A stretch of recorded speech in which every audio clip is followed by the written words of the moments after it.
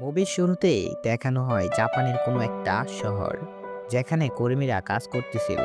বড় বড় কন্টেনার এক জায়গা থেকে তারা অন্য জায়গায় নিয়ে যায়। হঠাৎ করে একটি কন্টেনারের সাথে আরেকটি কন্টেনার ধাক্কা লেগে পড়ে যায়। কন্টেনারের ভেতরে কাঠ ভর্তি ছিল, আর সেখানে ছিল একজন মানুষ। আমরা জানতে পারি তার নাম পুষ্পা। লাল চন্দনের সাথেই সে ছিল।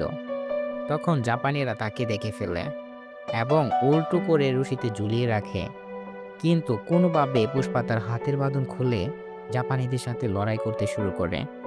এখানে আমরা জানতে পারি লোকগুলো লাল চন্দনের কার্ড তাদের সাথেই রাখতে চেয়েছিল, কিন্তু টাকা দিতে ছিল না, যার কারণে পুষ্পাকে এখানে আসতে হলো। কিন্তু পুষ্পা এখন তাদের সাথে একটি অসাধারণ ফাইট করে। বাইরে ভাই, ফাইটটি ছিল পুরাই দেখার মতো। কিন্তু এরপরেই আমরা দেখতে পাই পুষ্পার শরীরে একটি গুলি লেগে গেছে।